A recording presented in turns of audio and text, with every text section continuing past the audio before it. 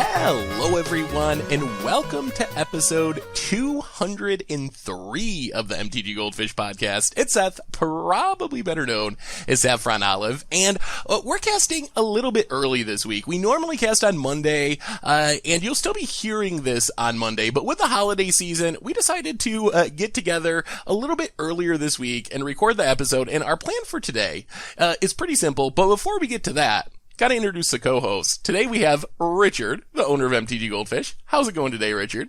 What's up, Seth?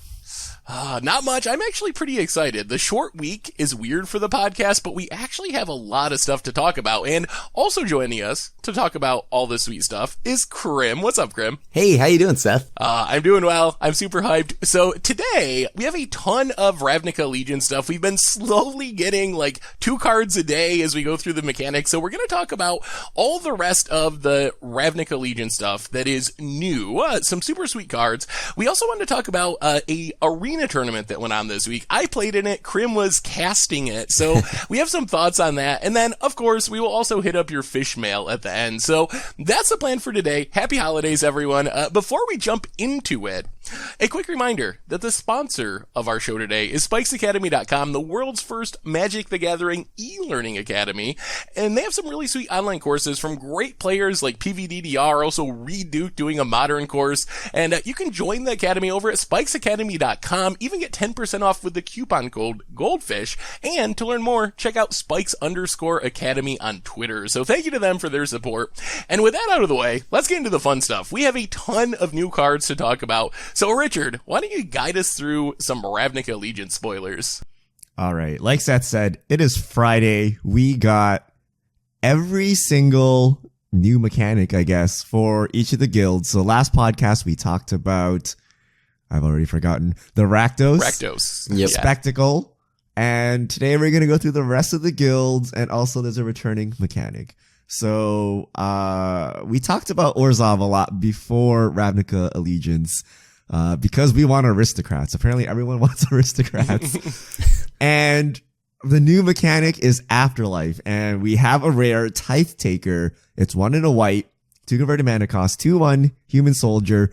During your turn, spells your opponents cast cost 1 more to cast, and abilities your opponents activate cost 1 more to activate unless their mana abilities. Afterlife 1.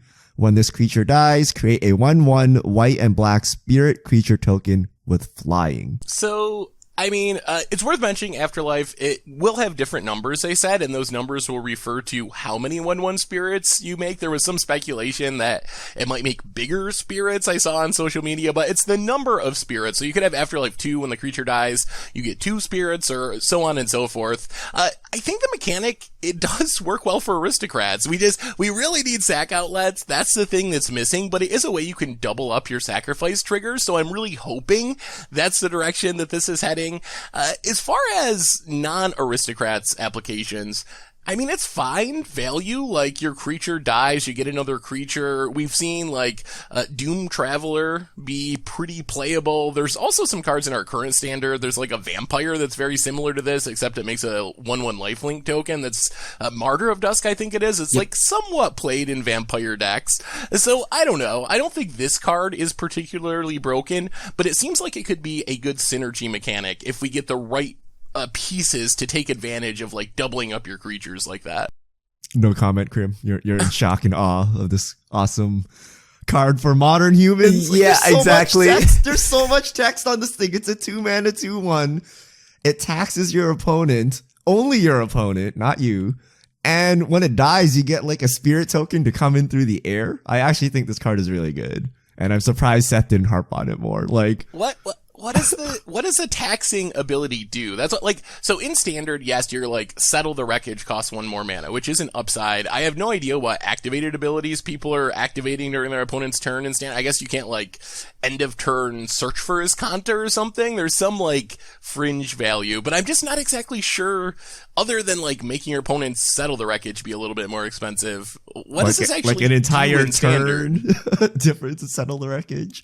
Yep. Speaking of settle the wreckage, it makes you have to play settle the wreckage because destroy effects, you know, you get the token, right? So you want to exile, or they're going to reprint what's the dragon that comes in and like pings all the 1/1s? Thundermaw. Like Oh. you're gonna need something to clean up all these spirit tokens that are lingering around, so to speak. So I don't know what is attacks in modern. The fact that it's human kind of scares me. Crim, do you have any thoughts where you could jam this in? Yeah, like that's mostly what I was thinking about when I saw that the creature type was human, but the issue was I don't know what you're cutting out of the humans deck for this, right? I mean, we tried with Militia Bugler and that didn't stay around for too long. So although the taxing is great and the fact that it leaves back a 1/1 spirit, I think that's pretty sweet. I don't know what you cut for this deck or for this card. We have too many good humans that when another good human comes along, we cannot fit it in our deck. That's kind of at the point we've hit though. We kind of hit a critical mass of at least so far of just like really good human cards. So I will say, oh, go ahead. Oh no. Yeah. So it's just like, what do you cut to play this? Is the thing. I think that's very true about 5-color humans. One thing that I will say, and that I'm kind of interested in, not just with Tide Taker, but also Lavinia being printed in the set, is one of the downsides of humans is because of the 5-color mana base, you pretty much have to play all creatures. So with Tide Taker and also Lavinia and pre-existing humans like Meddling Mage, Champion of Parish, Thalia's Lieutenant, I'm wondering if you can make like a blue-white hate bear style of human deck that would actually give you the advantage. Like, the disadvantage is you don't get all 5 colors, but the advantage is you can actually cast non-human spells in your deck and play like more of a typical Death and Taxes style of strategy to take advantage of these cards. So maybe it's not that Tide Taker and Lavinia will show up in 5-color humans as much as maybe there's like a new build of humans that can pull some of the good aspects of the 5-color deck and use these new like hate bear style cards that we're getting. I mean, all right, on to. I was just gonna. I was thinking more so like if there were another archetype of humans, like is it really worth it though? the hate bears part of it, like is that? Aren't you just slowing down the humans' game plan? That's just my concern. Yeah, no, that is true. It probably would not be as fast. Like maybe the disruption could make up for it. I'm still not sure what Tide Taker actually does though. Like it has so much text, but I'm still not sure. I can't think of many specific decks or even cards where it's like, all right, this just absolutely shuts down this strategy with how it's actually worded. Right. One step closer to Tithe Tribal. We have Tithe Drinker too, right? So we have all it does make your mana ties better too, because they got to pay an extra one so you can get them. Tithe Tribal. All right, we got Zagana Utopian Speaker. 2 green and a blue. So 4 CMC, legendary creature, Merfolk Wizard, 4/4. When Zagana enters the battlefield, if you control another creature with a +1/+1 counter on it, draw a card. 4 green and a blue, adapt 4. If this creature has no +1/+1 counters on it, put 4 +1/+1 counters on it. Each creature you control has +1/+1 counter. Where each creature with a +1/+1 counter has trample. So, yeah? Initially, this is a lot of stuff going on here. This is monstrous. Like, what is going on? It's a bad monstrous. I mean, it's basically monstrous. I think when I first saw Adapt, I was pretty disappointed because they had told us there was going to be a returning mechanic in the set, and then I saw Adapt, and I was like, oh, this is just basically monstrous, and there's still going to be another returning mechanic? That's not a lot of new mechanics in this set. But then it turns out that Wizards actually counted Adapt as the returning mechanic because it's so similar to monstrous. So I think it's fine. I mean, I'm fine with it. It doesn't really excite me. I don't remember thinking, man, Monstrous was so awesome. I really hope that happens again. But it's a fine mechanic, I think. I was speculating Evolve. I thought maybe Evolve would come back for this. I thought that would have been pretty cool, but I don't know. This adaptability, Monstrous, at least we had something happen once you did it, right? Like this is just you get counters. And that's about it. I don't know. I mean, I'm not saying that it's going to be 100% like an unplayable account, like an unplayable thing, but we'll find out. Cause right now it just kind of feels like here, have some counters and it doesn't really do anything. But you get trample if you have Zagana. Cool. It's going to be +1/+1 counter synergy. So I wonder if there'll be other mechanics or something to play off these +1/+1 counters. If all Simic has is +1/+1 counters, it's a little boring. Simic But if they have these Ascendancy, cards, duh. Yeah. What do you guys think about this card for Merfolk? Like, Merfolk is a tribe that it's pretty popular on Magic Arena because it's one of the intro decks, so it shows up a lot on there, but it's never really caught on in like a tournament setting outside of Arena. Is Zagana, does that make the Merfolk deck more playable, do you think? Or is it just kind of like, meh, whatever, like maybe I'll play a copy because it's got fine stats or whatever? I don't think Merfolk really needs this. If this card had flash, I think that maybe that'd be pretty cool. Like just more text, I know. But yeah, like, right. I mean, most of the times, like when my Merfolk have like 1/1 counters on them, it's like, cool, they're a 3/3 or they're a 2/2. And it's like, I don't think the trample is going to matter there. But I don't know. As we said earlier, maybe there's something ridiculous that just disperses like a silly amount of 1/1 counters. I like that Zagana can draw me a card potentially. But I don't know. I think this just kind of feels a little bit bulk rare-ish to me right now. Yeah. I don't know that it'll be. People will jam this in their Merfolk deck, and if I know anything about Magic Arena, people love Merfolk, and this will go into those decks. Now, whether that's a good idea, I don't know. It doesn't really do anything. It doesn't really pump your team. And like Crim said, your Merfolk are like small anyway. Like you don't need trample. And I guess if you adapt Zagana, she becomes an 8/8 trample. But like, good luck, right? Like I don't think that's what you're trying to do with this. So it's a weird card, and it kind of sucks because as a commander, she kind of sucks too. So, And normally when you get these like bad legendaries, you're like, oh, as a commander, I could do this cool combo. With Zagana, you're like, I can't do anything. Would Flash make it better? That'd be better. I don't know if it... Obviously, but yeah, more text. I mean, you could remove... I would basically think of it as a 4-mana 4/4 draw a card Flash and just remove the rest of the text on this card, right? Like, and would that be playable? I don't know. I don't think so. I don't like it. In defense of Adapt, which I think is, from what I've seen, the least popular mechanic, people have really been harsh on Adapt.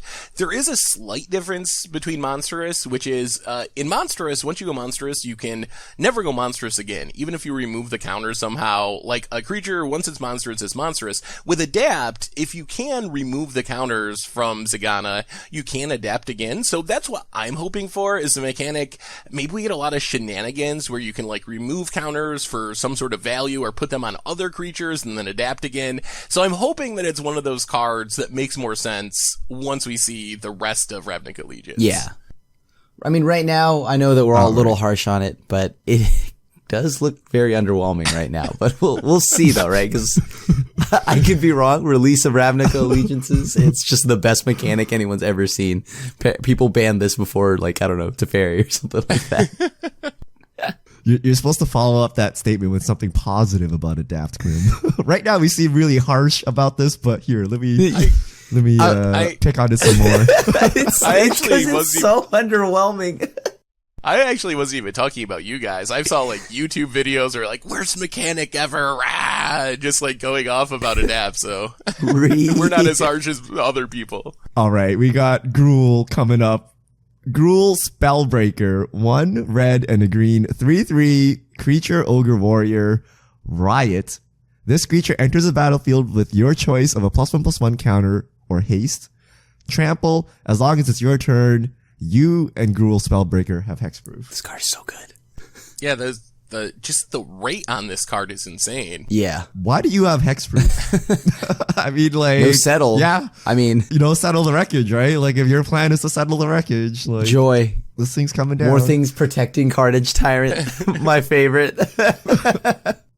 I mean, I did a bit of research when this card was spoiled, and even in this day and age, 4/4s for 3 without a drawback are still pretty rare. And when they do show up, they're usually pretty heavily played. And this is a 4/4 for 3 that also has trample and also just has random hexproof upsides going on. So I think this card, it's not it doesn't do anything crazy, but it's just the numbers on it are really powerful. And we're in a format where we got Llanowar Elves, so now you can play with the Gruul mana that we're getting. You can play 4 of these, you can play 4 Steel Leaf Champions, you can play a bunch of Llanowar Elves, and you're just going to be able to play really big things really quickly and randomly not get blown out by probably the best sweeper in the format, depending on what we get in Ravnica Allegiance. Yeah, something's gotta keep this card in check. I don't want to lose to Carnage Tyrant for another year. Yeah, card's really good. Trample, it has trample, so it's most likely always coming down with haste, unless you're losing, and then I guess it comes with the +1/+1 counter, and you hope to block. But yeah, it just has so many keywords, and red gets something really strong. Green has always gotten big creatures. We have Steel Leaf Champion, but now red is getting something big as well. I'm actually really scared of other creatures that will have this mechanic too, because imagine just like random big things, which is kind of the Gruul theme. And if you're a control deck or even like a slower mid-range deck, the fact that your opponent's creatures can randomly just ball lightning you, like half of your opponent's Gruul deck can just hit you with haste out of nowhere. That's a pretty scary thing if you're playing a slower deck. So I'm definitely scared to be on the slower side of the equation against Gruul. Yeah, I mean, is it too late to like renounce my allegiance to like Dimir and join Gruul? Wow. I'm not a bandwagoner, but I might be now. So do you think there'll be a 2-mana 2/2 Riot I hope not. in Gruul? Jeez. Too good? It'd have to be Too weak? pretty underwhelming. I could see that. I think I could. I mean, Watch Wolf, we actually have a reasonable number of 3/3s for 2 now. And a 2/2 haste isn't that insane. Yeah, I'm going to say that. Another one that I've seen speculation on is a 2-mana mana dork that's a 1/1 that has Riot as well. So that could also be a good option. That would be pretty Why cool. would you want haste on your mana dork? That's a 2-mana 1/1. Why wouldn't you want haste on anything, Richard? I say that and I'm gonna die. I'm gonna be at 1 life stabilized. Gotcha. Someone's just gonna haste in a mana dork and get me. And I'm like, oh, jeez. That's why they put this on this What a card. way to go. What a way to lose.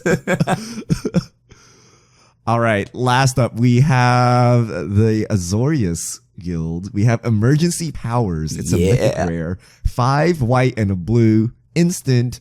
Each player shuffles their hand, graveyard into their library, then draws 7 cards. Exile Emergency Powers. Addendum. If you cast this spell during your main phase, you may put a permanent with converted mana cost 7 or less from your hand onto the battlefield. Yes. Teferi.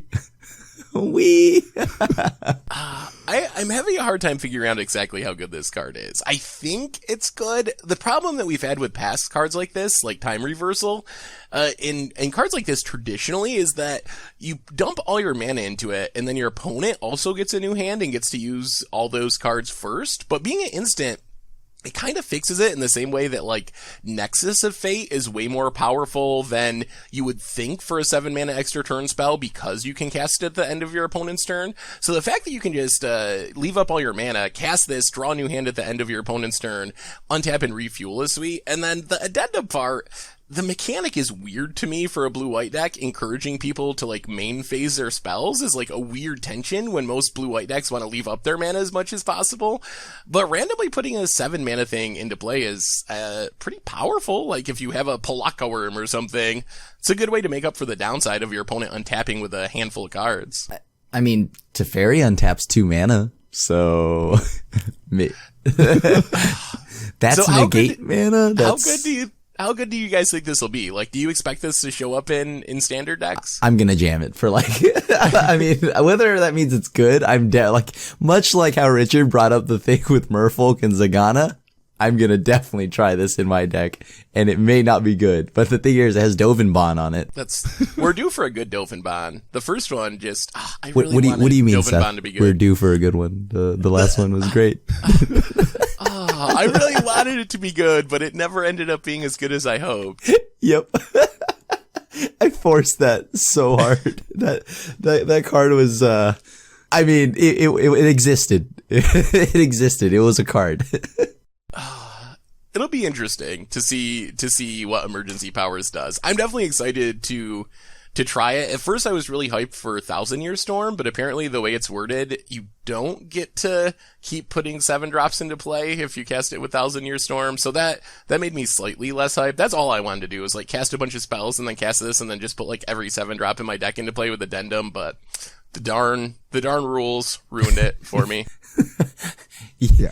Darn. I want to see what 7 drops we get. If we get like a Karn type control-y 7 No more drop, Karns, Richard. No more really good. Karns. Please. 7 But like, 7 mana. But like you want emergency powers and then wrath the board or something. Like you want to clean up and make sure you don't die because you just spent all your time doing this. So dropping a permanent, it has to be a really good permanent if it's not a spell. So it'll be interesting to see what support cards we get with this. But I really love the flavor on this. It is such an Azorius thing to do, right? Like, shuffle your hands and graveyards. Are we done? No, Addendum. I get to drop the 7 drop into play, right? Like, it's the perfect like rules lawyering Azorius thing to do. So this is like the most flavorful of the mechanics, I think. I mean, I do really like Addendum, and like even on cards that we saw already, like Sphinx's Insight. Yeah, so Sphinx's Insight, 2 white and a blue, so 4 CMC instant, draw 2 cards, Addendum, gain 2 life. Do you really like this card? I want life gain. I'll take, like, honestly, I played Radiant Fountain and I'm willing to bounce that Radiant Fountain back with Pearl Lake Ancient for 2 life. So I've done way worse for 2 life. I don't know. To me this feels like almost a strictly worse Chemister's Insight. But yeah, it is, but the life gain, I don't know, that might be good enough for me. As I said, I'm desperate. Crim will do anything for 2 life. Yep.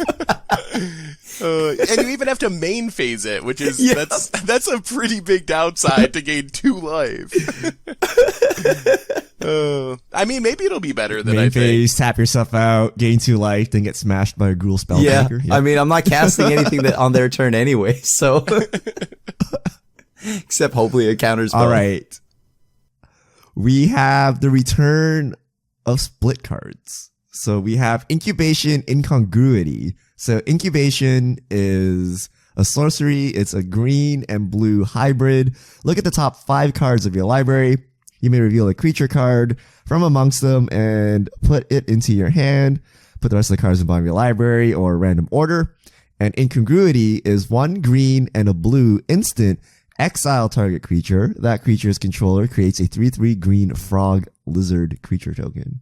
Okay, so why can mono blue cast Incubation? Like, I do not see anything. It's not mono blue. It's a hybrid Simic mana. But you can play this in your Is It Drake's deck. Like, you can play your Is It Drake's deck and just dig for your Drakes and your Phoenixes and so. Like, to me, this card seems like a big color pie violation. Like, I think the card's fine. The first half seems like it is a mono green card. It's communed with nature. It is exactly a mono green card. Incongruity is like an expensive Pongify, whatever, that's fine. I think this card is really good, specifically because mono blue decks usually can't do what this card allows them to do. Yeah, I think Incubation's kind of absurd. like that is a great card. Yeah. So what would you play Incubation in? So Drake's is a natural home because it fetches your Drake and fuels your Drake. Would you play this to dig for a control finisher? Like what else would you do with this card? I don't think you play it to dig for a control finisher. I think Spells Matters type decks are the easiest one. I've seen some people talking about Modern even, with like Arclight Phoenix taking off there and those style of decks. It triggers all your prowess stuff, takes a counter off Thing in the Ice. Merfolk people have mentioned, or other like mono blue creature decks. You get to 1 mana dig for your Lord, or mono blue Tempo, you get to dig for a Tempest or whatever. So I think you gotta be a specific style of like blue X creature based deck, but in those decks, for 1 mana, it's hard to really go too wrong, especially if you have some Spells Manner synergies. Yeah. And why is this Incubation? You're just fetching a creature. Incubation to me is like Suspend or something, but you just fetched it out of your deck. That's because you got to wait a turn to cast it. Hopefully, that 1 mana is just it's just taxing. This 1 mana. It's taxing on top of Tithe Taker and everything else. You just can't do anything. Ooh. All right, last card. So those are all the mechanics, but we got one more Rakdos card, actually. Yeah. Bedevil, black, red. So 3 CMC instant. It's a rare. Destroy target artifact, creature, or planeswalker. This card's so good. Yeah, the art on it is great. The card itself is great. I'm just happy to see that there's something that, like, almost every color is going to have something that kind of like interacts with planeswalkers. So that's cool. I'm super hyped to play Jund now in Standard. Like, I'm dreaming of decks that play Assassin's Trophy, Bedevil and Vraska's Contempt, and then you just, like, Carnage Tyrant and Vraska to kill people, and you could just kill everything so easily with those colors. I saw some people are like, the mana cost, I don't know. We're casting Niv Mizzets. Like, don't give me the, don't give me the double black and a red is gonna be too much for you in our Niv Mizzet format. Mono black casting Niv Mizzet. That's the world we live in. I don't want to hear the Bedevil is too challenging. I think a more interesting question to me, like, this is obviously great for Standard if you can cast it. Do you think there's any chance this can show up in Modern? Like, the flex, we see some weird cards show up that can incidentally kill artifacts. Like, a Braid has kind of developed into a somewhat sideboard staple because you can kill an artifact or you can kill a creature. Does having artifact attached to this, along with creature or planeswalker, does that do enough that it becomes in consideration for, like, Grixis control sideboards or Rakdos control sideboards in Modern? Well, I mean, anytime a new card comes out, you know, Dredge has got a new toy, right? So I don't know. I mean, this could be played. I mean, to destroy like Graph Diggers, cages, and stuff like that, and creatures and planeswalkers. I don't know if those decks like Dredge and all that care enough to slow themselves down for this. Other than that, I mean, I don't like Jund already kind of has stuff that can already deal with like planeswalkers, creatures, and artifacts kind of easier. Like a little. This, yeah, there's a lot cheaper things you could be doing, and black, red is problematic in, say, a deck like Jund. Like, you don't want to be shocking. Like, you know, it's as if this card comes with lose 2 life, right? Because of these mana costs, but you already have Abrupt Decay, you have Dreadbore, you have Kolaghan's Command, you have Maelstrom Pulse. Like, you usually have your bases covered. Like, people don't play Hero's Downfall in Jund, so I don't know. Maybe you would put it in for some spice, but I don't think it's like that important. Yeah. There's also Assassin's Trophy still, right? If you really want to get rid of stuff. There is like Mardu Pyromancer and stuff like that, but they play Dreadbore, and I think they're happy with Dreadbore because it costs 2 mana. Yeah, I guess that's true. Maybe it's not quite good enough. I think if it is good enough, it's going to be for a non-Jund deck. I think you're right that with Maelstrom Pulse and Assassin's Trophy, you probably don't need this, but maybe if you don't have access to green mana for those cards, there's some argument, but it might just be one too many mana, because Hero's Downfall, it hasn't really done much, although it's in blue-black. Yeah, that's true. I guess blue-black's just desperate to, to be able to kill anything. Something. Don't talk about Dimir like that. So is that the end of our spoiler discussion? Any other thoughts on our spoiler cards before we move on? So what do you guys think of our host of new mechanics? Maybe favorite to least favorite. Okay. Favorite, I'm going to go Addendum, number 1, followed by Afterlife, number 2, Spectacle 3, Riot 4, and Adapt 5, with a slight addendum that I think Riot is actually a really powerful mechanic. It's not my style of mechanic, and I know I'm going to lose to it a lot. So if you're just ranking them by how good they are, Riot's probably maybe number 2 on the list. I would go with, as I told you, may or may not hop on the Gruul train here, but I'm going to have to go Riot, then it's Addendum, and then it's Afterlife, and then it's Spectacle, and then it's Adapt. Yeah, I think I agree with Crim. I put Riot as the number 1 mechanic, although I like Addendum from a flavor perspective. I feel like Addendum is one of those things that we're not going to end up doing.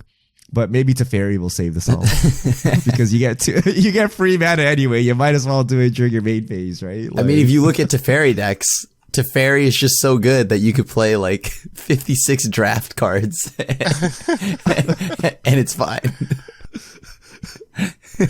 Well, I'm definitely hyped for the set. I think it's going to be fun, and overall, the power level looks high, and that's what I was hoping for, because I think the power level of Guilds of Ravnica was fairly high, and I really wanted the rest of the guilds to be similarly powerful so they would actually show up in Standard. And while we only have a handful of cards, like the early returns of like Gruul Spellbreaker, the Rakdos removal spell, Bedevil, some of the powerful commons and uncommons, Fire Wheeler and Growth Spiral, Mortify, like I think that we're going to get another pretty powerful set, and we're going to see these guilds show up in Standard too. But Seth, you don't like Aeromonculus? Like that card, the art is great.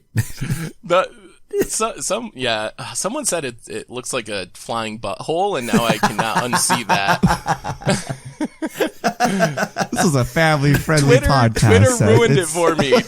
It's a homunculus. They only have one eye. They can't help it. Seth, I can't unsee it now, so now you tarnished my favorite reveal. Seth has been banned from the Secret Guild for life. Spread the word. He is no longer welcome on Ravnica. Jeez, Seth. Oh, I'm sorry. If it's got to be ruined for me, it might as well be ruined for you too as well. And also everyone who listens to the podcast, apparently. Sorry about that, everyone.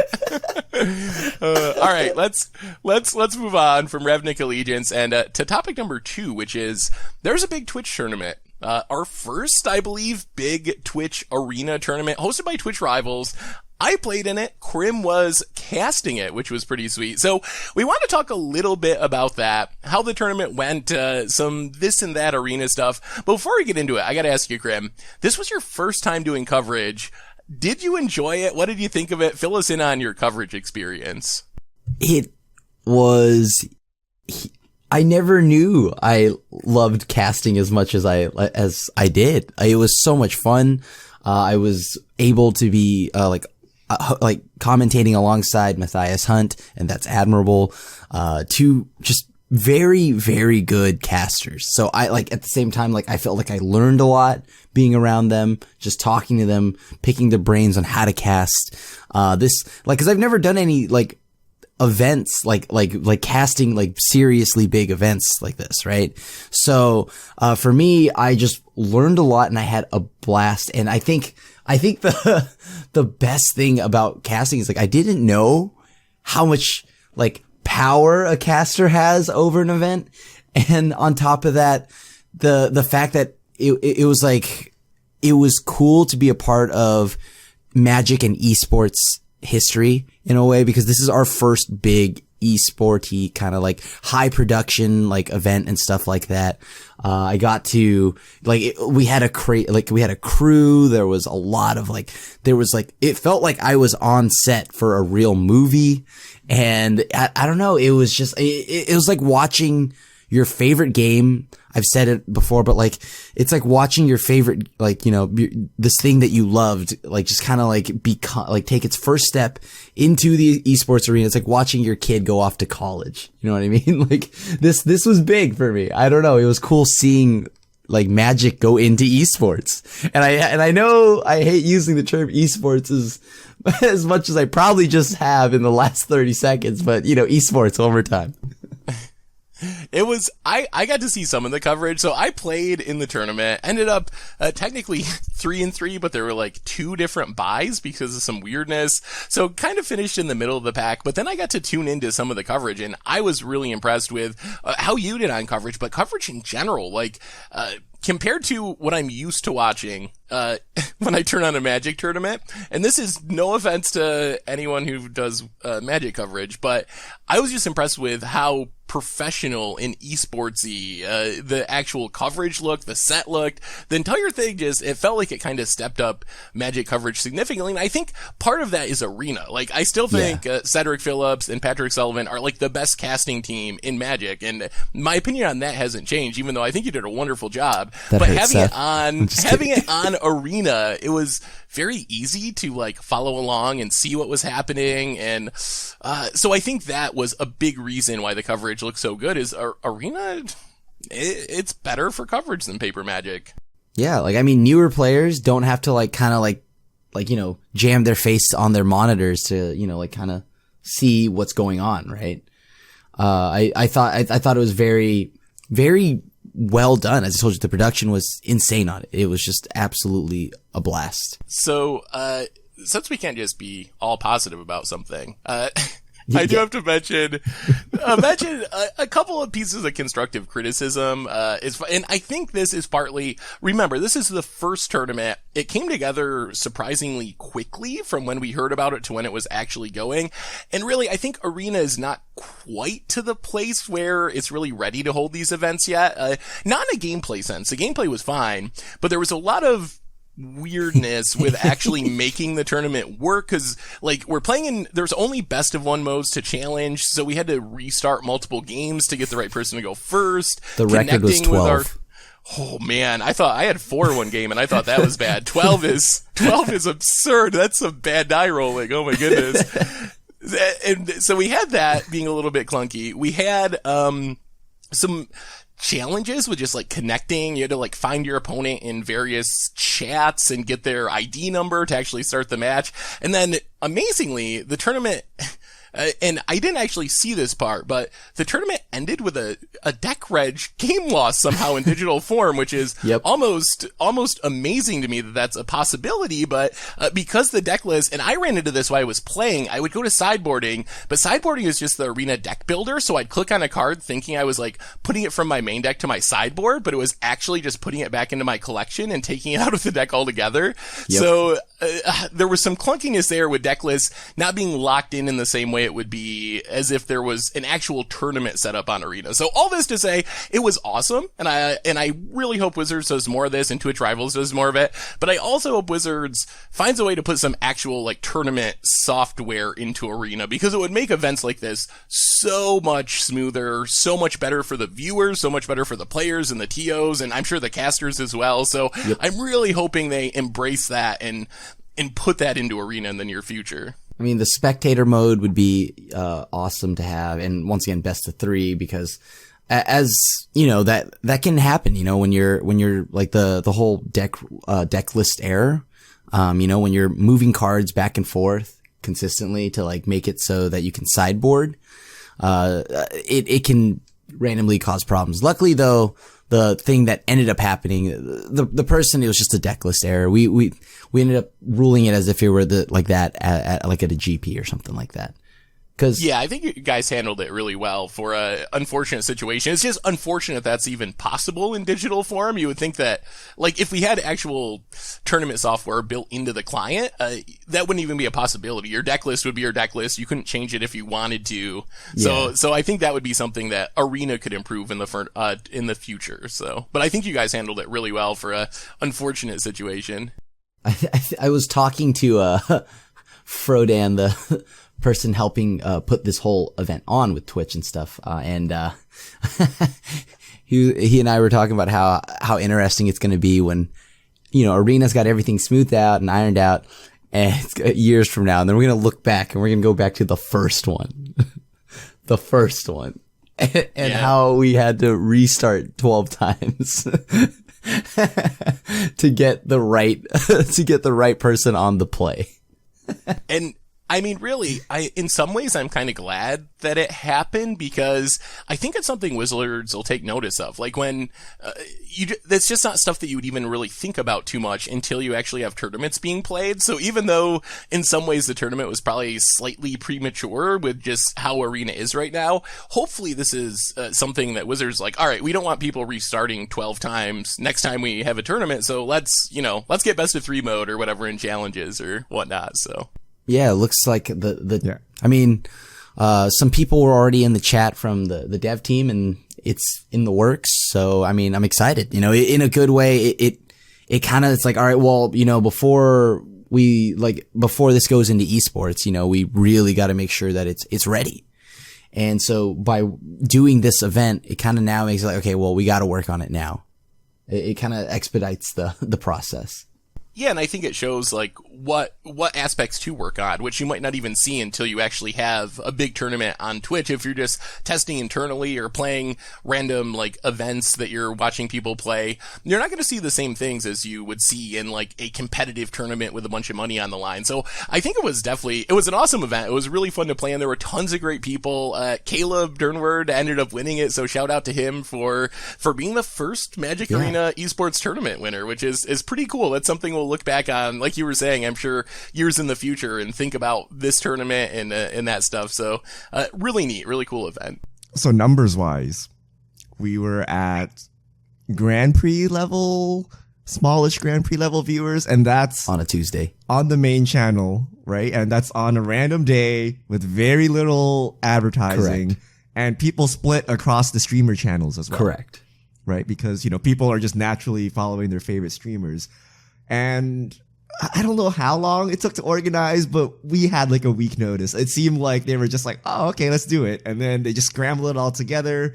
You didn't have to fly out to some random city, but not in a major city because that's too expensive. Actually, a suburb of that city, and then stay in some, you know, janky hotel and eat bad food the weekend and play for 8 million hours in a row. Like, it just, the future of esports is here.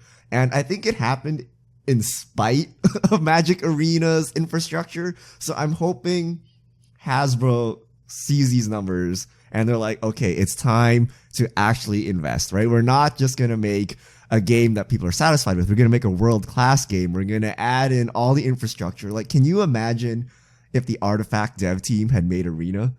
Like, we would have had built-in tournament support from the get-go, right? You don't have to do this weird jankiness with Artifact. It's just in the game, right? We would have the foresight to do, you know, best of 3 direct challenges. Like, why was that not even on the plate?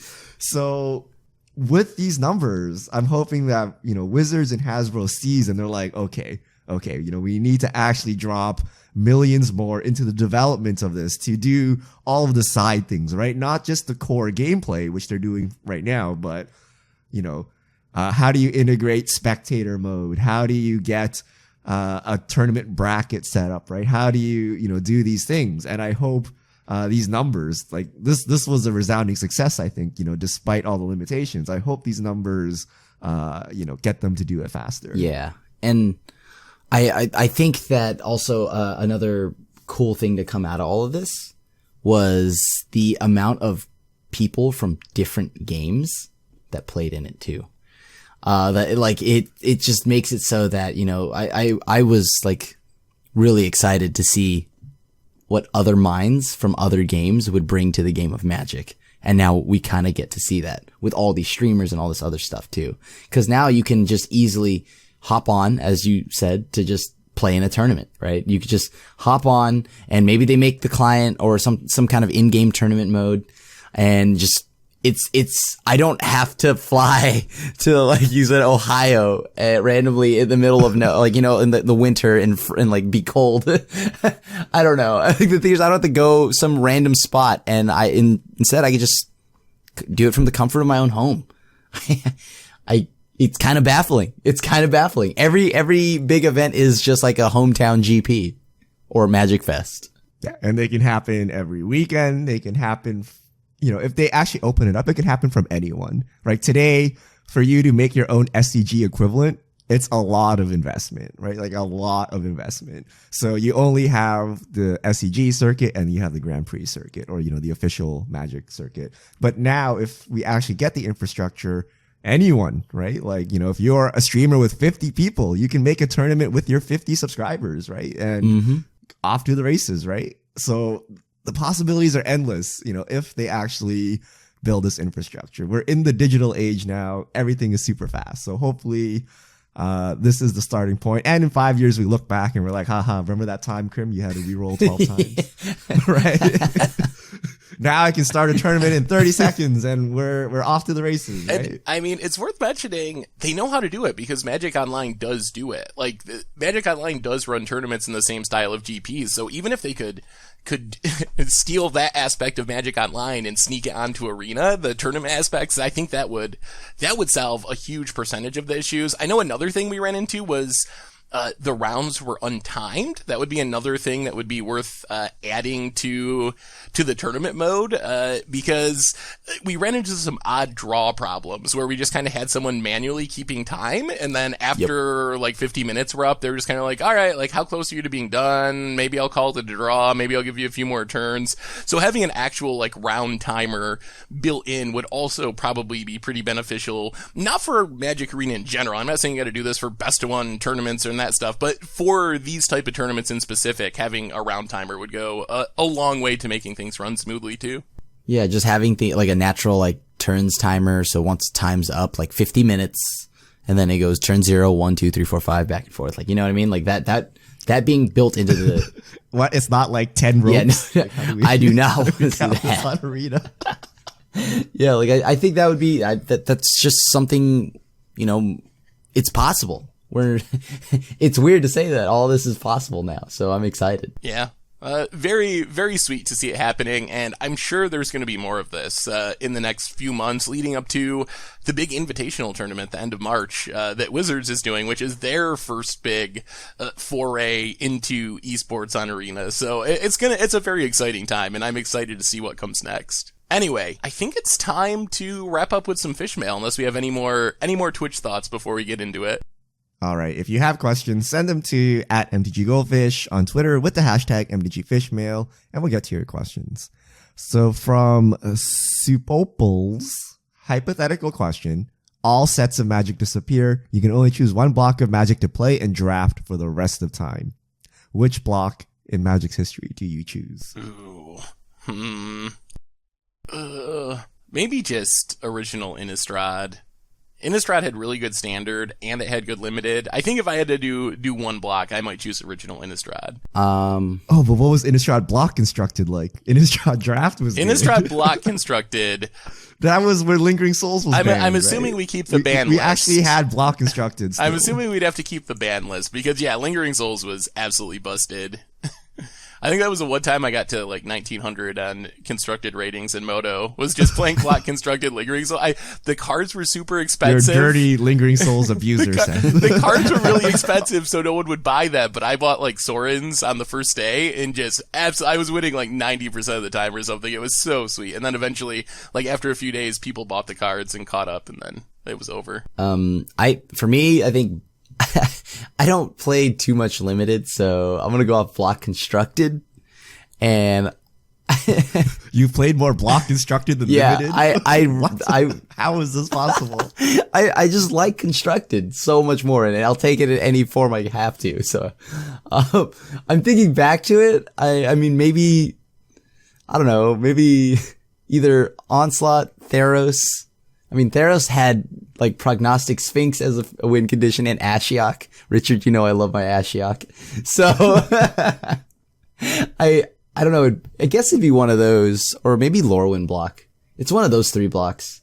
It's kind of hard to like think about, because limited wise, I didn't really play any. Like I didn't play much limited then, but Triple Innistrad was really fun to play in like limited, but not so much constructed.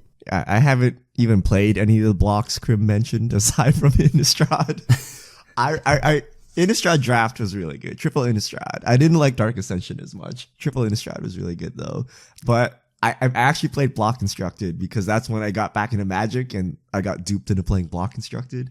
It was okay. Rune Chanter's Pike was pretty sweet, so that was pretty good. So I think I'd go Innistrad too. But maybe we just go like alpha beta. Maybe you just play original. Wouldn't that be sweet? After watching the beta drafts, I'm not actually sure. So many basic lands. You got to keep it for when you get off this island. You sell your collection. Okay. Thinking of the value. Okay. All right. No, but I think it'd be fun to play with the original cards as well. But maybe nostalgia will fall off in like 2 days, and you're like, why did I choose this? We could we'll just do our own little silver showcase event. Oh, yes. All right, Crim, you bring the beta packs. I'll set up everything else. All right. All right, J.R. Delani. I'm looking to build a Wizards-themed commander deck. Who would you recommend as a commander? Hashtag Team Panharmonicon. Ooh, I think it's got to be Anala. It's like another Panharmonicon for Wizards from your command zone. So if you want to go Team Panharmonicon with Wizards, I think that's pretty much the only choice for Panharmonicon Wizards. All right, KC Metronome. I was hoping to pick up Snapcasters cheap, but it appears the price has actually risen since Ultimate Masters release. Is this normal, and should it drop in the coming weeks, or did I miss it already? So I think there's a big question right now of what's happening with Ultimate Masters. So the initial print run has pretty much gone dry. I've been calling around to like local game stores, even like the big box stores near me are sold out of the packs they have. So the question is whether there's more to come, and I haven't gotten a solid answer of that. I've heard maybe, no, yes. So that's the big question. I think the safest bet is just to pick up the cards you need now, because even if there is more to be released, like a second wave that's going to be coming, or more released from the distributors, Snapcaster is going to go back up to $60, $80 eventually. So I think the safest play is to do that. The more risky line is to wait and see if they do release more, which would cause the price to come back down over the short term. But I just haven't been able to find a definite answer on whether or not more is coming or not. Boxes wise, in my area, we still have some, but like Target has tons of Ultimate Masters still. Interesting. Like, My area, they're gone, but they're pretty not much sold everywhere. by boxes. They're sold in the little they're like these little sealed packs of 3. You could buy like The blister packs. but they have tons of it. Interesting. Well, maybe my area is more unique in that sense. I mean, if there's more that's coming, the price, I wouldn't worry too much about prices. So I guess this is a tough question to answer right now because I just don't know what the supply is going to be like. I mean, I would buy into it now. So we're going to get a truck. We're going to go to Crim's Target. Road trip. We're going to pick up all the Ultimate Masters and we're going to road trip to Seth's Target. I will sell them back. We're going to travel the states buying every bit of Ultimate Masters we can. This is an ingenious business idea. I got it. All right, next up, Jamora's Gaming. Just listen to the podcast. If paper moves to best of 1, what if you draw 2 7-card hands, keep 1, and shuffle the other into your library? Then if you mulligan, draw 2 6-card hands, etc., etc. I think there's a very slight to no chance that paper goes to best of 1. Yeah. That wasn't the answer I was expecting. What if it does go to best of 1, though? Would this work? It's still different from the arena one, right? Because cards you draw in your first hand can't appear in your second hand, right? So it kind of messes with the ratios of everything. But you do get more options. I mean, right? Like it's more options than normal. I think it's actually I think there's a misunderstanding about how the arena shuffler works in best of 1. The impression I had, and I've seen a lot of people have, is that it automatically gives you the better hand, but apparently from what Wizards has been saying, it like trends towards giving you the better hand, so it still sometimes gives you the worst hand when it feels like it, some percentage of the time. So I feel like just drawing 2 hands and choosing the best one would be even more powerful than what we have on Arena right now. Is that bad? To be more powerful? I still think it could be broken. Like, maybe, I don't know. Maybe it's fine for just standard. Maybe there's not enough combo decks or decks that can really do it, like benefit severely from it. I mean, in other formats, it would be incredibly busted because you basically have the equivalent of like a serum powder in every opening hand, which would be insane. But you don't though, right? Because if the card you need is in one hand, then it's not in the second hand, so that second hand is actually just garbage. But you're playing right? four of everything, though. I guess that's true. Yeah, I don't know. I think we'll see more rule changes to make Best of 1 more competitive. They've already kind of suggested that on one of the dev streams for Arena, but I'm just hoping that that they treat Arena as a separate thing and it doesn't cross over into Paper, because it seems like to mimic the Arena system in Paper, that's more shuffling, that's more card drawing, it seems like it would be a lot of hassle to do that every single game of Magic you play. Yeah. So speaking of Paper bleeding into digital and vice versa, conspiracy theorists, I've heard, Seth, I think you were talking about this, the Riot mechanic is not a trigger. You enter with a +1/+1 counter or haste, and you thought this might be to ease the digital experience? That's what I was thinking, although I might just be wrong about that, because someone pointed out that Unleash actually works in a similar way, where it either enters with a +1/+1 counter and can't block, or it just enters normally. So I might be reading too much into it, although Wizards has been very upfront about trying to format things in a way to make it run smoother in digital form. So I wouldn't be surprised, like, if that was a tiebreaker, that maybe that would play into it. Because if you compare it to something like Night of Autumn, where it goes into play, you put a trigger on the stack, etc., this does avoid one more trigger going on the stack. So it seems like a good thing, though, in general. Takali Honor Guard does not shut it down. It does not. Yeah. Man. But I think this templating is just more intuitive. Is it? Like, because if you think of it as a new player, you're like, it's a 4/4, but you're like, how come you can lightning bolt it at some point and kill it? You know what I mean? Like, it's not as intuitive for a new player looking at this. It makes right? Panharmonicon worse, though, so just like... It does. But I do think this is the clearer mechanic. Like, I don't think you want like crazy stack interactions. I think you want to avoid the stack where it's not relevant. And something like Riot, it's like it's coming down as a 4/4, and to bolt it in the middle is a bit awkward. So I don't know that. Yeah, I mean, in all honesty, if it is because of Arena, these are the kind of concessions for digital that are probably actually a good thing. There's some concessions for digital that make me a little bit nervous if they go too far, but this type of thing, like, even as someone who loves Panharmonicon more than just about anything except Blood Moon, I'm even okay with this kind of change, because it probably does actually make the game better. It's going to be the other way around, Seth. Concessions for Paper. Next, you're gonna have Recruit and Discover and all of those Hearthstone mechanics coming in. Oh my goodness! Oh. And you're like, how do you do this in Paper? It's like, we got it. We already have like 3-sided cards. We'll add like a 5-sided card. Because if you think about it, you have like split cards, you have meld cards, you have face down cards, you have morph cards. It's like all these weird things to get around cardboard.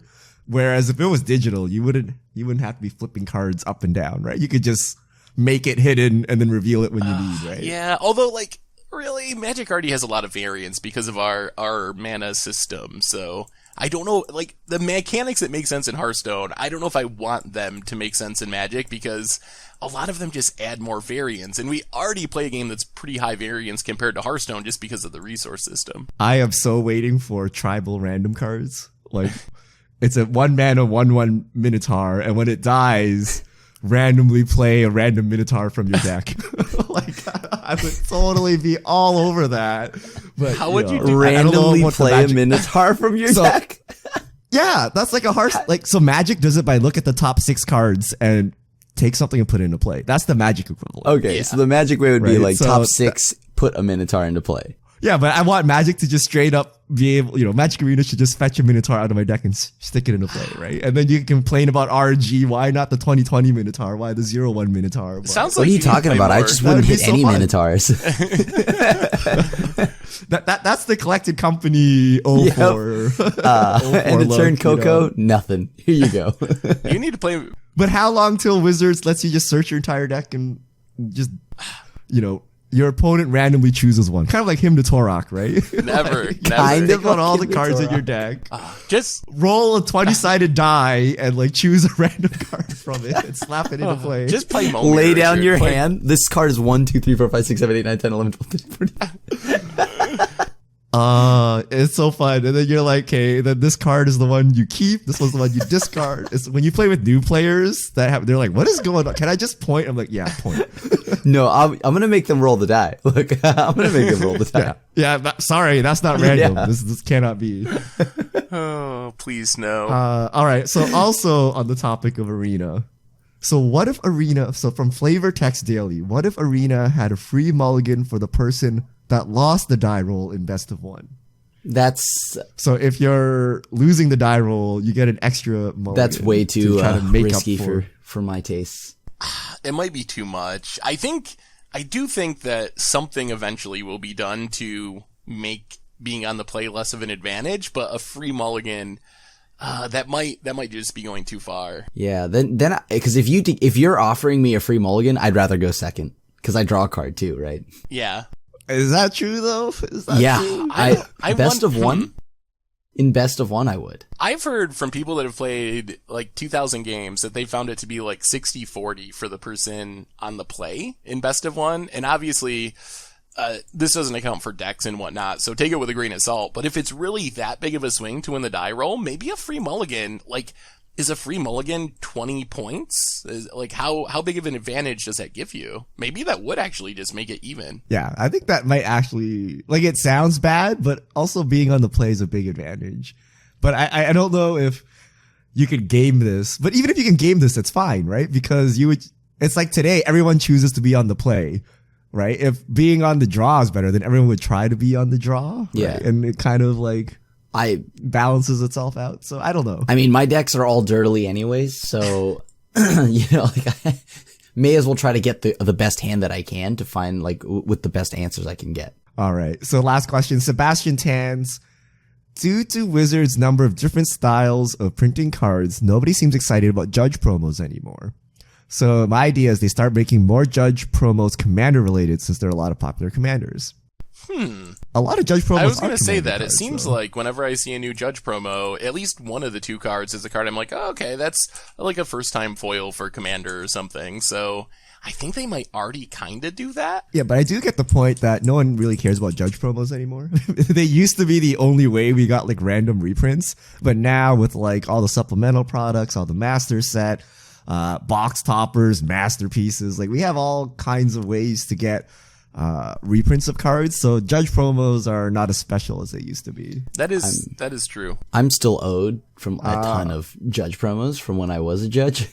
Like, You're a judge? yeah, I know. Believe it or not, I lapsed by now, but like, I think I'm like owed like 3 waves, and I've just never gotten them. So I'm not excited for Judge promos because I can't be. I don't have any. What level did you get to, Crim? I was on my way pushing to L2. Ooh. And then I was like, or I can just keep playing Magic. Yeah, it's probably more fun All than right, judging. now that we know this, the comments can be super harsh whenever you get a rules problem question. That's wrong. exactly You're now a resident. that's my life. Everyone's like, dude, you're a judge. I'm like, yeah, but I haven't done it in like 2 years. I don't know how to explain layers. You were the to judge where people instantly ask for an appeal and get the head judge over. Grim's like, no, it's right. Trust me.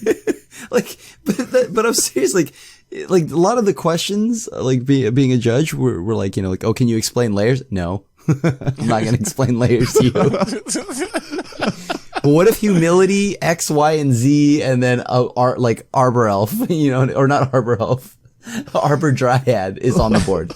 No, I'm not answering that. What kind of judge are you? A bad one, which is why I'm not a judge.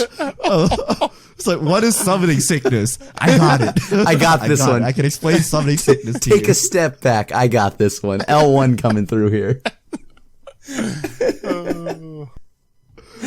All right, that's all our fish mail for this week. Thank you to everyone who sent them in. If you have questions, send them to @MTGGoldfish with the hashtag MTGFishmail. Oh my goodness. And I think that brings us to the end of episode 203 of the Goldfish Podcast. So Richard Crim, thanks for hanging out. Thanks to everyone for listening. Have a wonderful holidays this week. We'll be back next week to talk some more Magic. Maybe we'll get some more sneaky Ravnica Allegiance spoilers. And one last time, shout out to SpikesAcademy.com for supporting the show. Check them out at SpikesAcademy.com.